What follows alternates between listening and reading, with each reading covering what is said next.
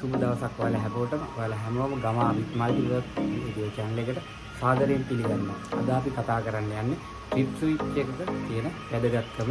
ඔයාලා නිවසේ trip switch එක වැඩ කරනවද? ඔන්න ඔය කාරණා පිළිබඳව තමයි අද වීඩියෝ එක ඔයාලට අරන් ආවේ.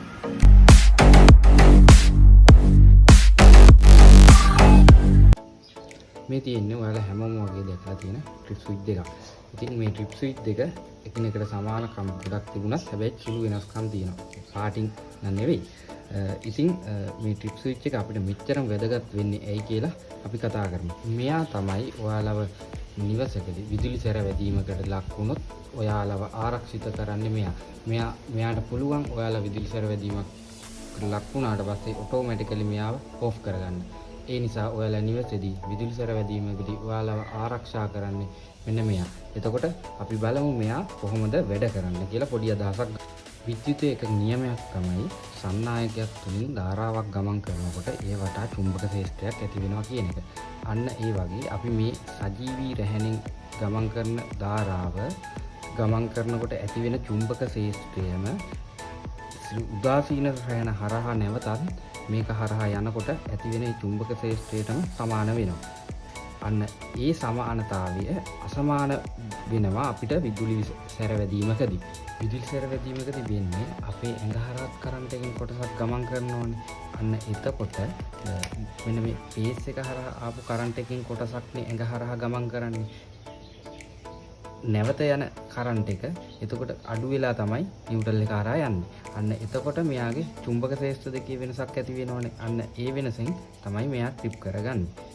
සාමාන්‍යයෙන් මිනිසෙකුට හානි කරන්න පුළුවන් ප්‍රමාණය විද්‍යුත්යක් කියන්නේ වෝල්ට් 50ක් සහ මිලි ඇම්පියර් 50ක ධාරාවක් ලැබුණොත් ඒ ප්‍රමාණය හොඳටම ප්‍රමාණවත් මිනිහෙක්ට අනතුරක් කරන්න. ඉතින් අපේ නිවසට ලැබෙන විදුලි ප්‍රමාණය වෝල්ට් 230ක් සහ ඇම්පියර් 32ක් හෝ 40ක් ප්‍රමාණය. එතකොට ඔයාලට තේරෙනවා ඇති අපේ ගෙදරට ලැබෙන ලොකු ප්‍රමාණයක් ලැබෙන්නේ. එතකොට අපිට විදුලි සැර වැදීමකදී අනිවාර්යයෙන්ම මිලි ඇම්පියර් 50ට වැඩි ධාරාවක් අපේ ඇඟ හරහා අනිවාර්යයෙන්ම ගමන් කරනවා. ඉතින් මේ ට්‍රිප් ස්විච් එක හදලා තියෙන්නේ ඔයාලට පේනවා ඇති මිලි ඇම්පියර් 30කදී ට්‍රිප් වෙන්නේ. එතකොට අපිට හානි කරන්න පුළුවන් ප්‍රමාණය මිලි ඇම්පියර් 50ක් ඊට වඩා අඩු ප්‍රමාණයකදී මේ ට්‍රිප් ස්විච් එක ට්‍රිප් වෙන්න හදලා තියෙනවා. මම ඔයාලට වීඩියෝ එකේ පටන් ගන්නමේදී කිව්වා මේ ට්‍රිප් ස්විච් දෙක එක වගේ වුණාට පොඩි වෙනසක් තියෙනවා කියලා. මෙන්න මේ ට්‍රිප් ස්විච් එක හදලා තියෙන්නේ ඔයාලට පේනවා ඇති මිලි ඇම්පියර් 0.1 කියලා ගහලා තියෙනවා. ඇම්පියර් 0.1 කියන්නේ මිලි ඇම්පියර් 100යි කියන එක. මෙන්න මේ ට්‍රිප් ස්විච් එක නිවසක තිබුණොත් අපිට කරන්ට් එක වැදුනොත් අපිට හානියක් වෙන්න පුළුවන්. හේතුව මොකද මිලි ඇම්පියර් 50කදීනේ අපිට හානි වෙන්නේ. එතකොට මේක ට්‍රිප් වෙන්නෙම මිලි ඇම්පියර් 100ක ප්‍රමාණයක් ලීකේජ් එකක් ආවොත් මෙන්න මේ වගේ ට්‍රිප් ස්විච් පාවිච්චි කරන්නේ AC වගේ එයා කන්ඩිෂන් වගේ දේවල් වලට. මොකද එයා කන්ඩිෂන් එකක මිලි ඇම්පියර් 50කට වැඩි 30කට වැඩි ප්‍රමාණයක් ලීක් වෙන්න පුළුවන්. හරි. අපි බලමු දැන් මේක වැඩ කරනවද නැද්ද කියලා චෙක් කරගන්න කොහොමද කියලා. ගොඩක් අය දන්නවත් ඇති මේකේ මෙන්න මේ T කියන බටන් එක ප්‍රෙස් කරාම විදුලි සපයුම ලබලා දීලා තියෙද්දි T කියන බටන් එක ප්‍රෙස් කරාම මෙන්න මේක ඔටෝමැටිකලි ට්‍රිප් වෙන්න ඕනේ. එහෙම ට්‍රිප් නොවෙනවා නම් ඔයාගේ ගෙදර ට්‍රිප් ස්විච් එක 90%ක් විතර වැඩ කරන්නේ නැති වෙන්න පුළුවන්.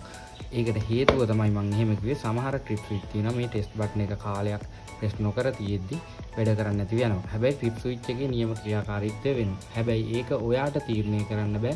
ඒකට එහෙම ඔයාගේ ගෙදර නිවසේ ට්‍රිප් ස්විච් එක වැඩ කරන්නේ නැත්නම් මේ බටන් එක එබුවාම වැඩ කරන්නේ නැතිනම් අනිවාර්යෙන්ම ඔයා විදුලි කාර්මිකයෙකුගේ සහාය ගන්න වෙනවා. මොකද මේක ඔයා දන්නේ නැහැ මේ ඔයාට කරන්න පුළුවන් එකම දේ මේ ට්‍රිප් ස්විච් එකේ මේ බටන් එක ප්‍රෙස් කරලා බලන එක විතරයි.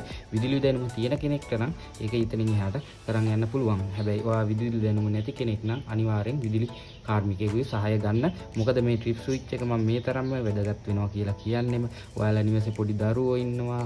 ඔයාලා හැමෝම කවුරු හරි ඔයාලා අනිවාර්යෙන් විදුලි උපකරණ පාවිච්චි කරනවා බහුලව. ඔයාලට විදුලි සැරවැදීමක් ඇති වුණොත් අනිවාර්යෙන්ම ඔයාලා සුරක්ෂිත වෙන්න මෙන්න මේ ට්‍රිප් ස්විච් එක නිසා.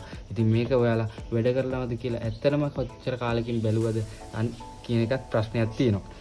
මේක ඇත්තටම සමහර අය මේක ගැන ලොකුවට හිතන්නේ නැහැ. මේක වැඩ කරනවද නැද්ද කියලා බලන්නේ නැහැ. අනිවාර්යයෙන්ම මේක මාසෙකට එකපාරක් අඩුම අවම මාස 3කට සැරයක්වත් මේ බටන් එක ප්‍රෙස් කරලා බලන්න ඕනේ මේක පෙළ කරනවාද කියලා. ඒක නිසා ඔයාලා යුනිවර්සිටි ඔයාලා කවුරු හරි කෙනෙක් විදුලි සැරවැදීමකට ලක් වුණොත් අනිවාර්යයෙන්ම ඔයාලා මේන් ස්විච් එකෙන් එහෙම නැත්නම් ඔයාලට විදුලිය විසන්ධි කරන්න තියෙන ලේසිම ඉක්මනින්ම පහසුවෙන්ම කරන්න තියෙන දැනින් විදුලිය විසන්ධි කරන්න විදුලිය සැර වැදුණු කෙනා අල්ලන්න යන්න එපා.